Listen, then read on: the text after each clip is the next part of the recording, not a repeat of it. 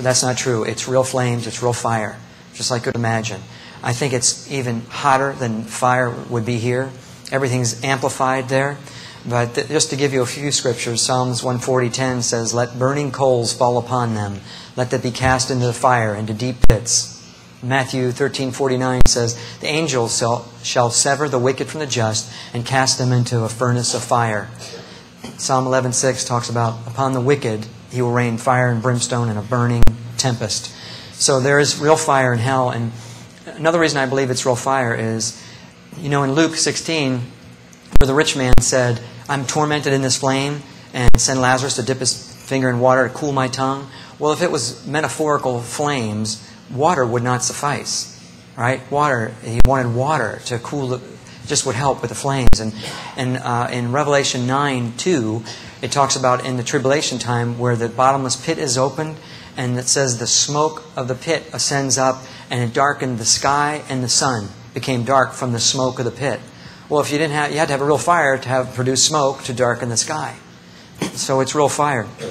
Even one of the great leaders of the past said, "There is a real fire in hell, as truly as you now have a real body of fire exactly like that which we have on the earth." That's in the book Hell Under Fire, which is a really credible book written by 9 scholars. And anyway, so the fire burning these people, they were screaming. I mean, imagine burning. You know how terrible fire is. I mean, look at the Twin Towers. How the people that were faced with the heat. People chose to jump rather than some of the people, right? We saw them jump. And because they said the temperature was about 2,000 degrees, that temperature, and that would incinerate them in about 15 seconds. And rather than face that 15 seconds, they chose to jump. And that's got to be horrendous, to look out that tall building and jump. You've got to be pretty serious to jump out of that. But rather than face the heat. And scientists say that the center of the earth is 12,000 degrees. That's what scientists say. So you can imagine the temperature you have to endure for eternity. It's just horrible. You have no purpose. Absolutely no purpose there. It's a useless wasting away. You have nothing to do. You have nothing. And Ecclesiastes 9:10 talks about no work, no device, no wisdom, no knowledge in Sheol. It's just useless wasting away there. And it's a land of forgetfulness. Psalms 88:12 talks about. You have no rest in hell. Now, you need to sleep in hell. Just like you need to sleep here, you don't ever get to go to sleep. Imagine what it's like not to sleep just 1 or 2 nights. Well, you never get to sleep again. So you're kept up. And how your body would feel after just a few nights, you're going to die.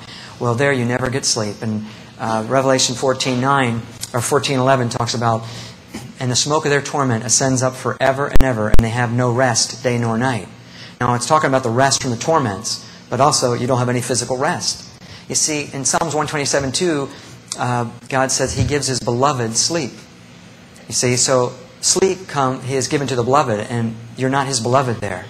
You see, every good and perfect gift comes from above. It says in James 1:17. So you see, hell is absent of God's goodness. You don't get to breathe. You don't get to have fresh air. You don't get to have sunshine. You don't get any fellowship with anybody. You never get to be with people again. You're isolated from people. Even though there's people in that pit of fire, they're separated. There's no conversation. You'll never get to be with a person, never have a conversation again. All these things are blessings from God. You see, God gives all these good things that we enjoy. But when you remove God from the equation, which hell is, then there's no good thing in hell. All these things. You don't sleep. You don't eat. The smells are terrible, foul odors. And like I said, no air to breathe. And Isaiah 42:5 says, the Lord gives breath to the people upon the earth. These people are under the earth. And that's another thing. I knew I was down deep in the earth. And there's 49 scriptures that talk about where hell is right now. Okay, it's down deep in the earth. Now later, after Judgment Day, it says death and hell will be delivered up and cast into the lake of fire. But that's after Judgment Day. In Revelation 20:14 talks about.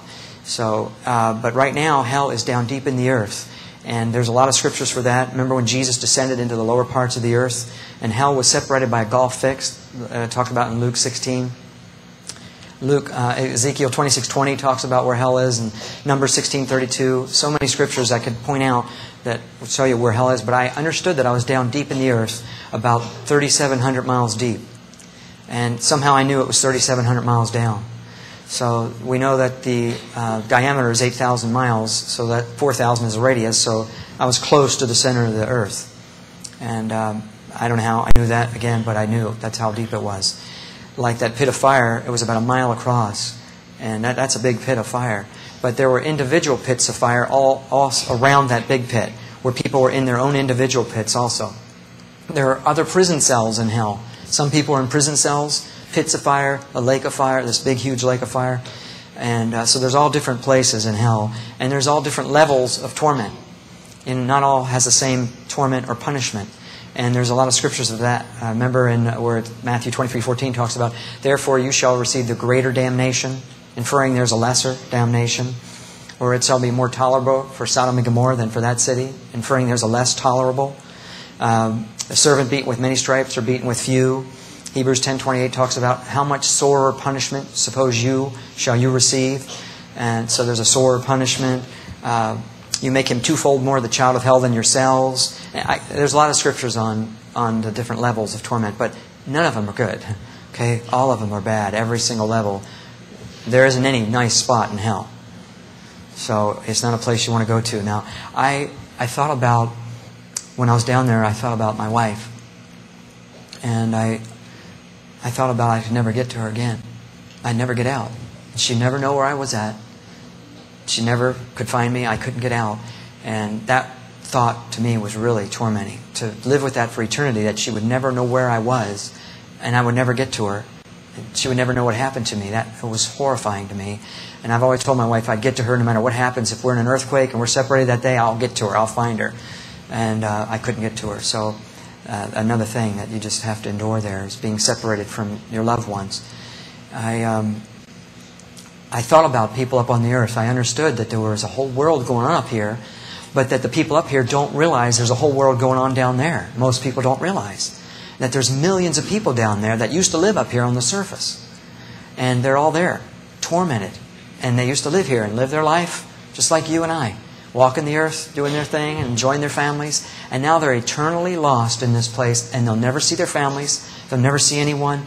I thought about, just for a second, I had flashbacks of I wanted to eat a good meal. I have a drop of water. Water was so precious. I just wanted one drop, like the rich man said. One drop would have been so special. And so I really value water highly now. My wife and I both, I carry water everywhere we go. And I have a bar at home. I collect water from around the world. So if you don't like water, you want to learn to love it. Because, when my wife poured it for me when we returned, she poured me a glass of water. And it just all of a sudden, it was life in a glass. See, water represents life. It talks about that in Revelation 21.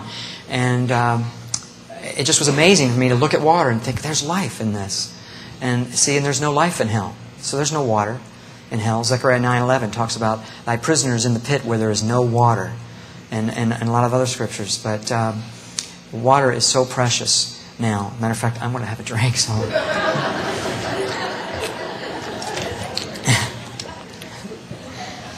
Anyway, so like I said, I thought about everybody up on the earth, and there's no way to get out of this place. Absolutely no way out. You couldn't get out no matter what, but I could understand eternity there. Like here, you can't quite grasp eternity. We think of time as having a beginning and an end, right? It's got to end somewhere. We think of timeline. But in your spirit body, you can understand eternity. So I could grasp that I was going to be there forever, and I would never, ever get out. So, the torments are terrible.